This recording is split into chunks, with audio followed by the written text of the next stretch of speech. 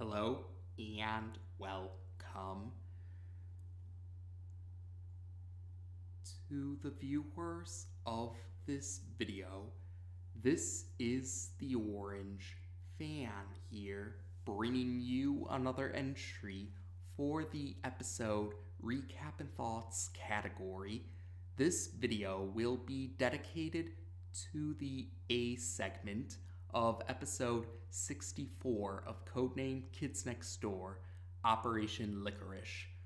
We begin this segment with a pirate boat appearing just outside of the Kids Next Door Arctic base. The pirates of this boat are skeletons made out of black licorice, and they kidnap Heinrich Von Marzipan. The next scene takes us to a candy bar, and we see Stickybeard is in the middle of a contest with another candy pirate. This contest has each participant holding a cup full of sugar, and the winner is the one who can finish their cup of sugar before their opponent. Stickybeard is the winner for this particular contest, and he questions if anyone else is willing to challenge him at this contest. Someone does accept Stickybeard's challenge, and that individual is none other than Number 5. Number 5 says that she's here looking for some information regarding Heinrich's disappearance, and she mentions that Heinrich's disappearance has something to do with black licorice. Stickybeard shows familiarity with both Heinrich and the black licorice. Number 5 adds that if she wins the contest, not only will Stickybeard provide her with information, but Stickybeard will also help her find and rescue Heinrich. Number 5 also dares Stickybeard into accepting the challenge with these conditions by calling him sugar-free, which is the candy pirate and or candy hunter equivalent of calling someone chicken. Stickybeard tries to blindside Number 5 by getting a head start on the contest, but despite his deceptive advantage, Stickybeard still loses to Number 5. And Stickybeard tries to suggest a best 2 out of 3 situation, but Number 5 is not interested in that and requests the information. So Stickybeard and the candy pirates in the bar begin to sing a pirate shanty, and while the song is playing, we also get to see images of drawings from a journal. According to this song, there was a candy pirate by the name of Black John Licorice, and one day, Black John Licorice and his candy pirate crew came across an island where giant red licorice trees grew. Black John Licorice wanted these licorice trees all for himself, so he and his candy pirate crew cut down all the red licorice trees and took them with them when they left the island. Doing so, however, activated a curse upon Black John Licorice and his candy pirate crew. The red licorice that they cut down turned into black licorice, and then Black John Licorice and his candy pirate crew would turn into skeletons made out of black licorice at night. When the sun rose, they would just become a pile of licorice bones and would not return to their black licorice skeleton forms until nightfall. So eventually, Black John Licorice and his candy pirate crew came across a fortune teller who gave them a licorice seed. And the fortune teller also told them that if they plant this seed on the island where they took the licorice trees, and then they poured soda on the licorice seed, and when the moonlight shined on the licorice seed, then the licorice trees would grow back, and this would undo the curse. So that's how they can undo the curse.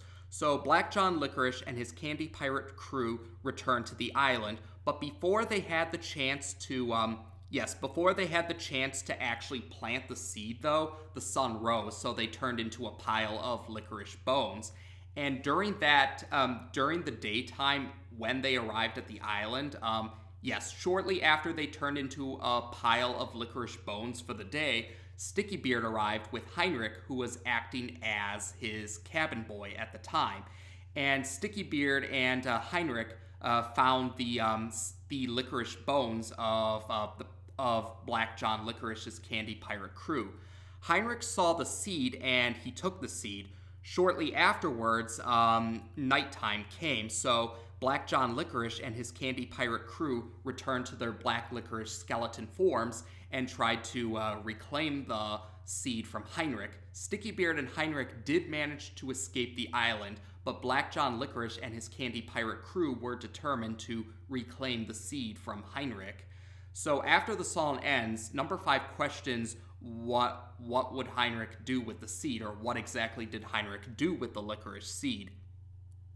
We then cut to the island. Yes, we then head to the Licorice Tree Island, where we see that Heinrich has now been dug into the ground. Or yes, they buried Heinrich into the ground with only his head sticking up. And Heinrich admits that he ate the seed. Heinrich says that the food at the prison of the Kids Next Door Arctic base tasted so badly that he was willing to eat the licorice seed.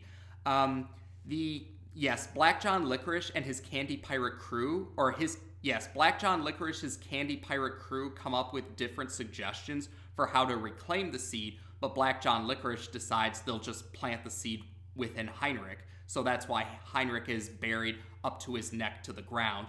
And so they pour soda on Heinrich to pour soda on the seed, essentially, and then the moonlight is about to shine on Heinrich. Eventually, though, Stickybeard arrives, and Black John Licorice shows familiarity with Stickybeard. He calls him Sticky Fuzz, and we find out that Stickybeard, back when he was Sticky Fuzz, was the cabin boy for Black John Licorice. Stickybeard insists that he's now Stickybeard, and he's no longer the cabin boy of Black John Licorice. But Black John Licorice says he'll always remember Stickybeard as Sticky Fuzz.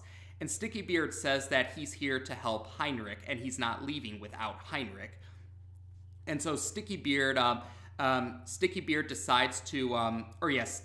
challenges Black John Licorice in order to rescue Heinrich. And he calls Black John Licorice sugar-free in order to get him to accept the challenge.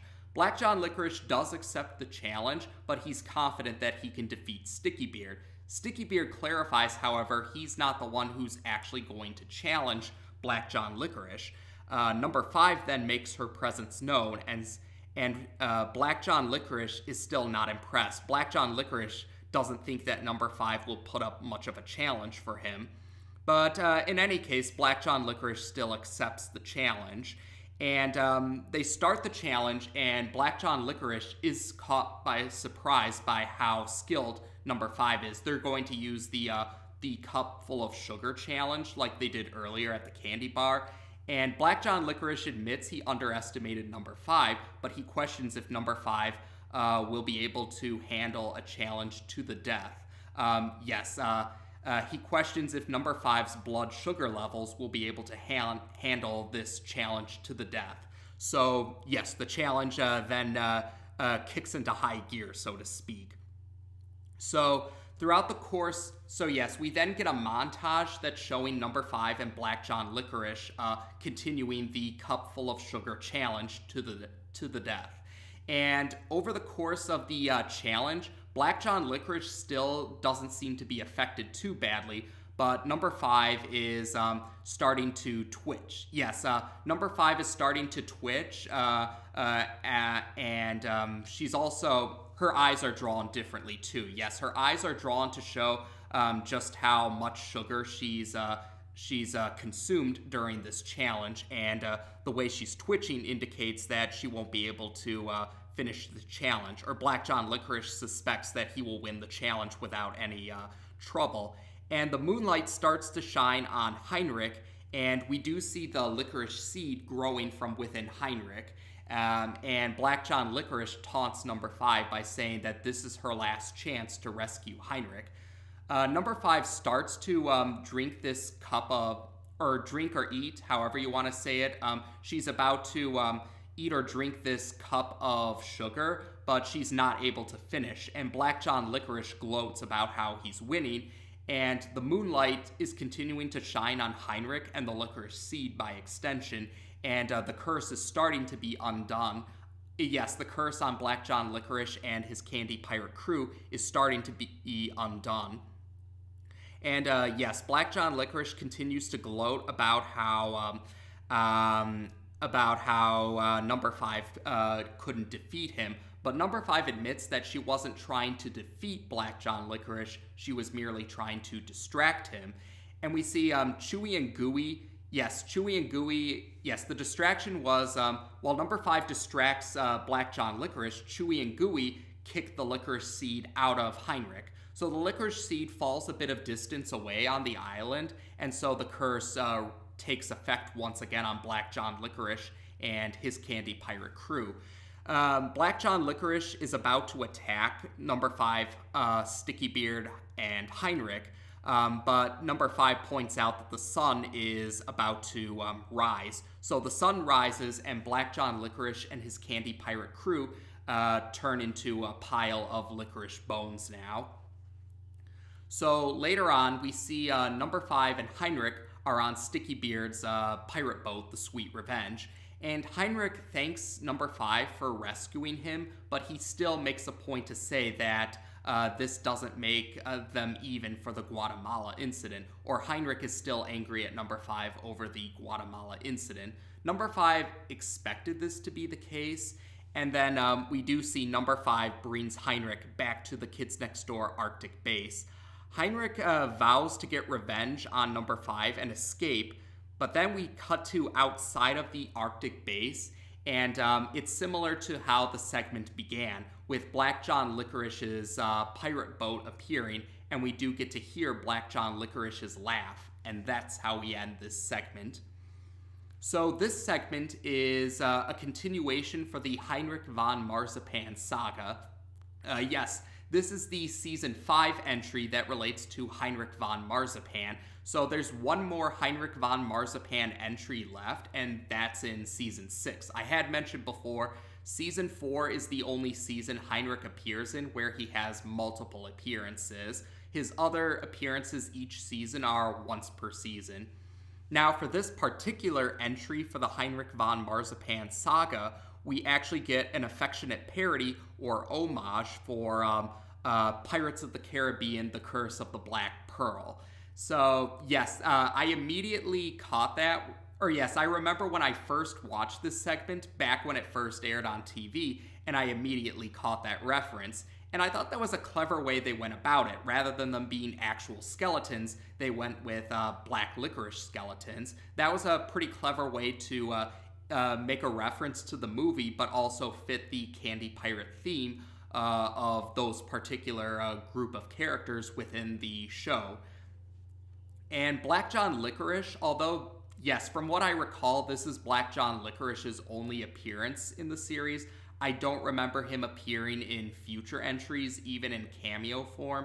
But yes, so even though Black John Licorice is a pretty minor character within the context of the narrative, he still is an important character within the context of the setting. Because yes, we find out that Black John Licorice, you could say he was the predecessor for Stickybeard when it comes to prevalent candy pirates. Yes, Stickybeard was originally the cabin boy for Black John Licorice back when he was called Sticky Fuzz. And yes, this segment also revealed that Heinrich and Stickybeard have crossed paths before. There was a point in time where Heinrich was Stickybeard's cabin boy. So I thought that was an interesting detail because both Stickybeard and Heinrich are arch enemies for number 5. And Heinrich did cross paths with, Heinrich did cross paths with number 5's other archenemy, her older sister Kree, in Operation Chocolate. Although we, the viewers, didn't actually get to see Heinrich meet Kree or his encounter with Kree. We only see the end results of that encounter when number 5 returned home. But yes, I thought that was interesting. The two candy hunter characters, or the two arch enemies of number 5 that relate to candy hunting like herself. That was pretty interesting how those two arch enemies of number 5 do have crossed paths before, and they have some kind of history with Heinrich being Stickybeard's cabin boy at one point in the past. So the other detail with this segment Yes, another detail with this segment is how Stickybeard helps number 5 out with finding and rescuing Heinrich. This highlights a notable detail about Stickybeard that was made clear even back in Stickybeard's first appearance, all the way back in season 1. Yes, Stickybeard had, ever since he first appeared in the show, Stickybeard had always considered number 5 to be a worthy opponent, and he occasionally showed himself to be a friendly enemy towards number 5. Season 3, Operation Afloat also showed Stickybeard viewing number 5 as a worthy opponent and acting like a friendly enemy towards number 5, because Stickybeard actually rescued number 5 and the rest of the Sector V operatives, for that matter, from the giant great white asparagus, because Stickybeard said he was the only one who was, he believed he was the only one who was allowed to defeat number 5, and he says, he considers number 5 to be such a worthy opponent that he thinks only he should defeat number 5, not the asparagus. And although he did say that they would go back to being enemies by after they escaped the Sea of Asparagus, Stickybeard still offered some candy to the Sector V operatives after their encounter with the asparagus, and he did admit he didn't want the other villains to find out about this. So this segment kind of continues those details about Stickybeard, how he views number 5 as a worthy opponent, and how he can be a friendly enemy towards number 5. It's like, even though they're arch enemies, they still are able to get along with each other and put aside their differences from time to time. And I think that's a neat touch for Stickybeard in particular. It does help to add a little more to Stickybeard's character, how he's just not a straight up bad guy just for the sake of being a bad guy, or he's not always.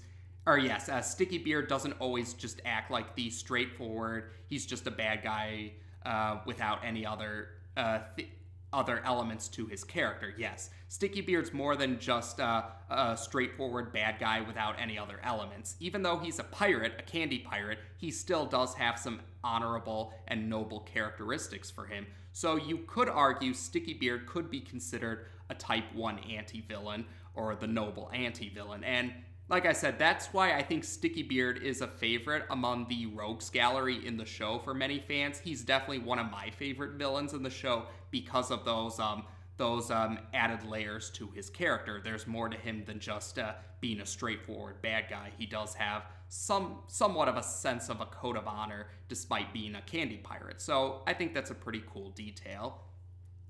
And otherwise, I guess we should talk about the ending for this particular segment, how it looks like Black John Licorice is coming back to attack Heinrich. Now, the last scene number 5 is shown, before the scene cuts to Black John Licorice arriving at the Arctic base again, number 5 is still shown to be in the Arctic base after she put Heinrich back into his cell. So this gives me the impression that number 5 probably anticipated that Black John Licorice would return, and she probably comes up with some sort of plan to defeat Black John Licorice for good. Others, however, have pointed out, I've noticed some fans point out that the seed seemed like it was still on the island after it got kicked out of Heinrich. So once nightfall came, Black John Licorice and his candy pirate crew could have just taken the licorice seed, planted it, let the moonlight shine on it, and they could return to their normal form.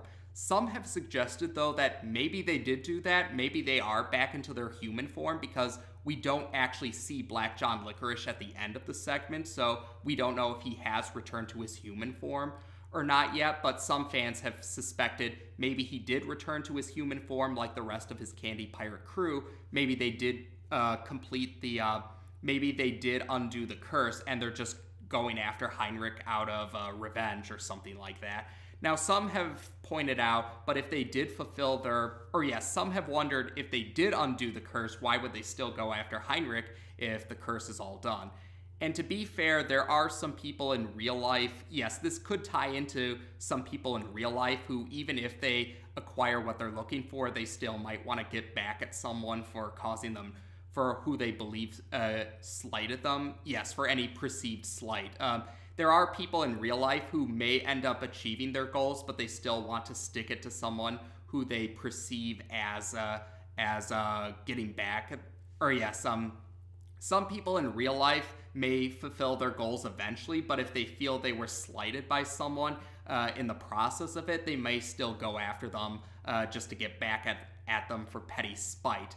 Yeah, it doesn't make much sense to go after someone for any perceived slight against another if they manage to achieve their goals, but Black John Licorice is less honorable. Or yes, Black John Licorice strikes me as less honorable than Stickybeard, and he does seem like he would be the type who would look to get petty revenge on someone, even if he did manage to undo the curse. Or I think that would be in character for Black John Licorice to do that, so I wouldn't be surprised if he did try to get back at Heinrich even after the curse was undone. But that's a possible reason for why we don't see Black John Licorice again. Maybe he did undo the curse, and maybe number 5 had a plan to stop Black John Licorice for good. We don't really get to find out in the series itself after this segment, but I'm sure there are some fan works that probably do fill in the blanks, or some fan works that try to offer possible explanations. But otherwise, yes, I would say that's about it. So I did enjoy this number 5 spotlight appearance. I did like how this segment highlighted Stickybeard's more noble or admirable qualities, seeing number 5 as his worthy opponent and as a friendly enemy too.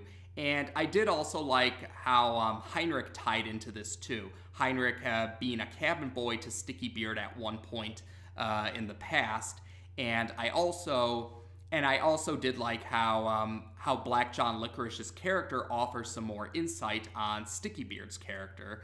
And like I said, there's one more entry in the Heinrich Von Marzipan saga, and that won't be until season 6.